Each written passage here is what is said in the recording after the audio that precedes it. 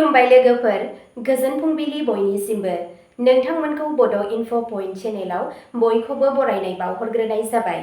आं दिनै नोंथांमोननि सिगाङाव राशि बायदियै दिनैनि सानसेनि फानजामुथिखौ फरायथिनो लादों। आसा खालामो नोंथांमोना भिडिअखौ नायनो मोजां मोनगोन। दिनै 19 जानुवारि 2026 मायथाइ एबा 5 माग दान 1432 मायथाइ समबार। गिबियावनो दङ मेष राशि। दिनै नोंथांनि फोथायथि आरो थिरांथा लानो हानाय गोहोआ गोख्रों जागोन। खामानि थिलियाव गोदान बिबानफोर मोननायनि जाथावना दं। बैसोगोराफोरजों गोरोबलायनाया साबसिन जागोन। हाखु-दाखु रायज्लायनाय सोदोबफोरा खहा खालामनो हागौ। रांखान्थियारि बिथिङाव सांग्रां राहा ला। नखरनि सोद्रोमाजों सानस्रियारि फारागथि थानो हागौ। नोंथाङा ब्लाड प्रेसार एबा मेंनायजों सोमोन्दो गोनां जेंनाफोरजों मोगा-मोगि जानो हागौ। साननि उननि समाव थासारिफोरा नोंथांनि फारसे थागोन। धैर्य आरो संयमानो जाफुंसारनायनि गुबै लामा।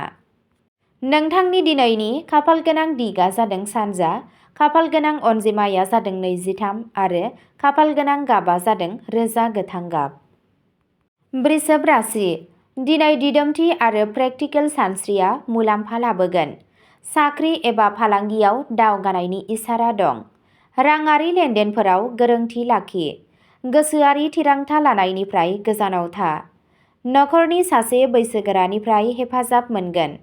गोदोनाजों सोमोन्दो गोनां सावस्रिनि जेंनाया जानो हागौ। गोजाम हाबाफोरा आबुं जानायलाय नोंथाङा गोजोननाय मोनगोन। रां थिसननायनि सिगां सासे रोंग'साजों सुबुरुन ला। साना गेजेरनिफ्राय मोजां जागोन।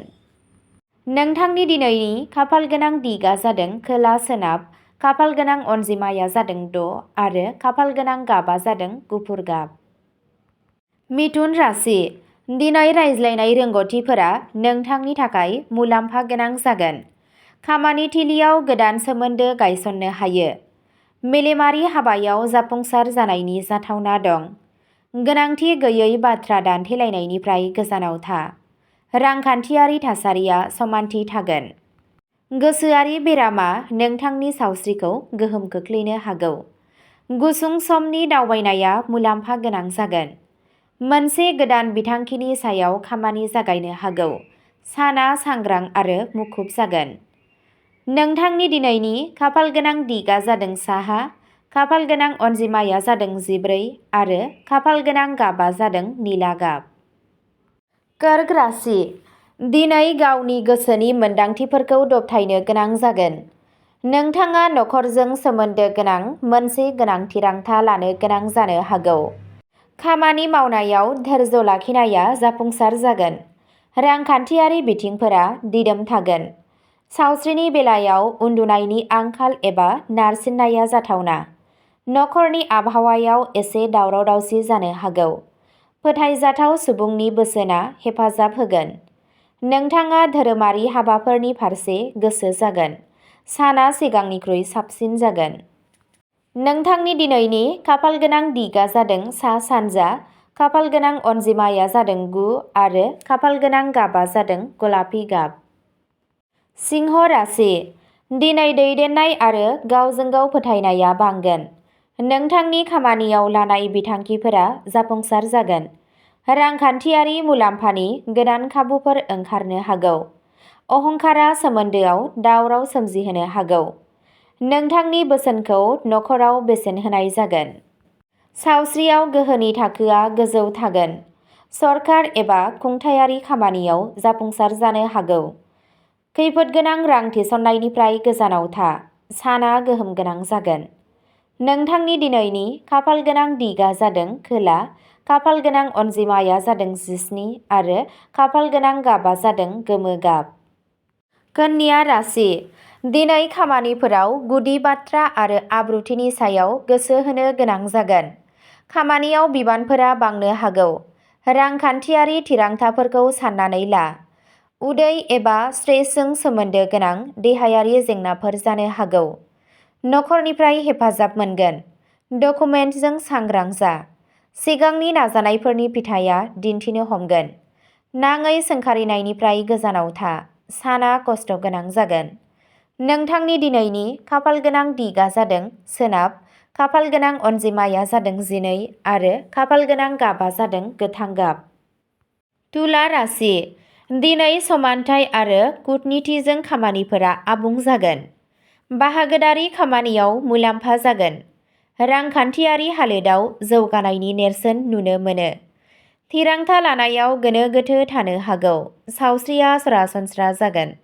नखराव गोरोबलायनाय थागोन।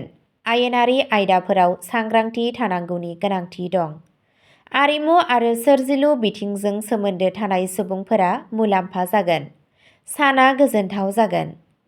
नोंथांनि दिनैनि खाफाल गोनां दिगा जादों सोनाब साहा, खाफाल गोनां अनजिमाया जादों 20 आरो खाफाल गोनां गाबा जादों गुफुर गाब। वृश्चिक राशि। दिनै गावजों गाव फोथायनाय आरो एकाग्रता गोख्रों जानानै थागोन।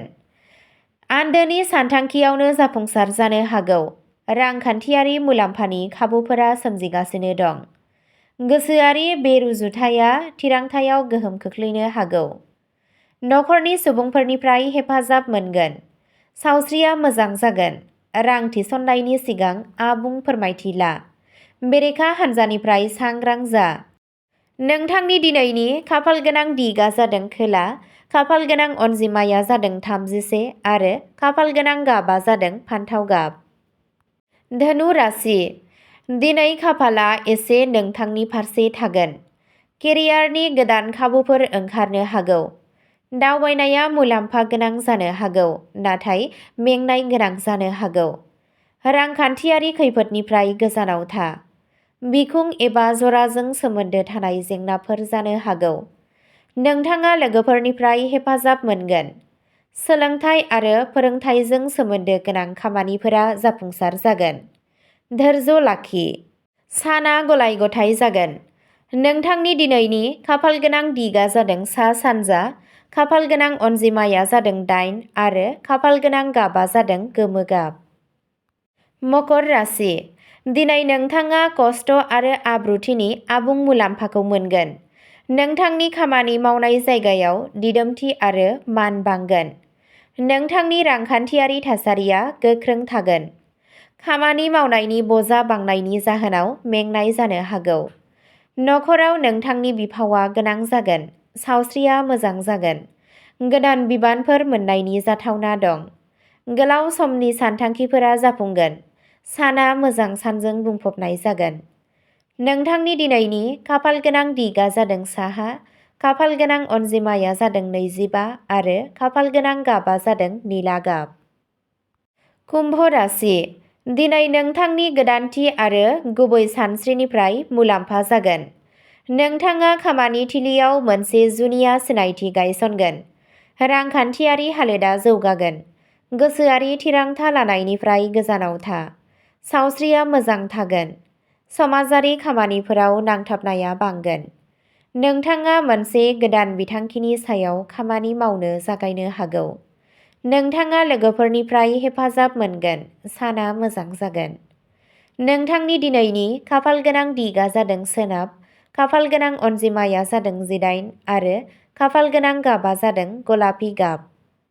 मीन राशि। दिनै नोंथांनि गोसोआ सिंनि गाव आरो गोसोनि सायाव थागोन। नोंथाङा सोरजिलु आरो इसोरारि नाजानायाव जाफुंसार जागोन। रांखान्थियारि हालोदा समानथि थागोन। गोसोआरि आबेगजों लानाय थिरांथाफोरा खहा खालामनो हागौ। नोंथाङा नखरनिफ्राय हेफाजाब मोनगोन। सावस्रियाव गोसोआरि गोजोन थागोन। नोंथाङा ध्यान आरो गोसोआरि हुदानिफ्राय मुलाम्फा जागोन। गोजाम थालांनाय खामानिफोरा जाफुंनो हागौ। साना गोजोन आरो मोजां जागोन। नोंथांनि दिनैनि खाफाल गोनां दिगा जादों सानजा, खाफाल गोनां अनजिमाया जादों 27 आरो खाफाल गोनां गाबा जादों मै गाब। अब्ला दिनैनि राशि फरायथिनाया एसेनोसै। गोजोन्थों।